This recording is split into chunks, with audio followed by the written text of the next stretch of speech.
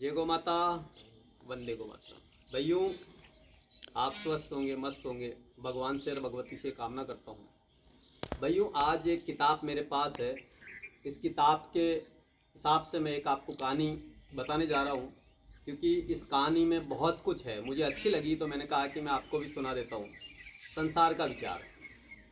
संसार में मनुष्य जन्म तो लेता है, परंतु संसार को जाने नहीं पाता है। इसलिए मनुष्य संसार को का कार्य करने में ही समय व्यक्त कर देता है। इसलिए संसार से निकलना असंभव है।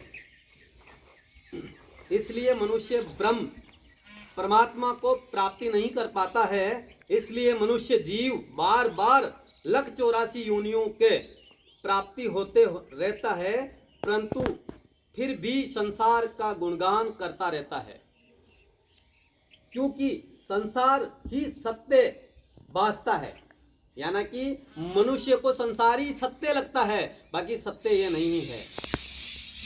भासता रहता है, दिखाई नहीं पड़ता है। जब तक संसार में रहेंगे तब तक परम तत्व को प्राप्ति नहीं कर पाएंगे। इसलिए संसार में रहते हुए जैसे पेड़ पत्ते का त्याग कर देता है, वैसे ही संसार का त्याग कर देना चाहिए। इसलिए त्याग करके परब्रह्म परमात्मा की प्राप्ति कर लेनी चाहिए, जो अपनी आत्मा स्वरूप है।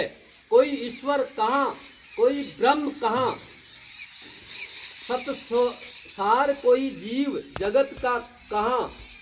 कोई सत्य के परित्याग करके मनुष्य अपना जीवन का कल्याण कर सकता है, परंतु जगत के सत्य मानते हुए इसलिए 84 में ही जीना पड़ता है, क्योंकि जगत सत्य नहीं है।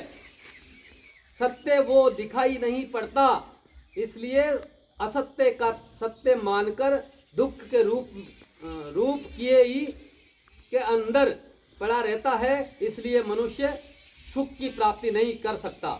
मनुष्य जन्म का सार। भाइयों, ये सत्य है, क्योंकि मनुष्य असत्य को सत्य जानकर जीता है। सत्य कुछ और है, सत्य को जानना चाहिए, क्योंकि सत्य दिखाई नहीं देता है। असत्य ही आप जो आंखों से देखते हो वो असत्य है। सत्य तो कुछ और है। परमात्मा की प्राप्ति वही कर सकता है जिसने परमात्मा से प्रेम किया है। आपने मेरे से प्रेम किया, मैं एक दिन इस जगत को छोड़ के चला जाऊंगा और आप लोग फिर भटकते रहोगे। इसलिए उस परमात्मा से प्रेम करिए, मेरे से नहीं।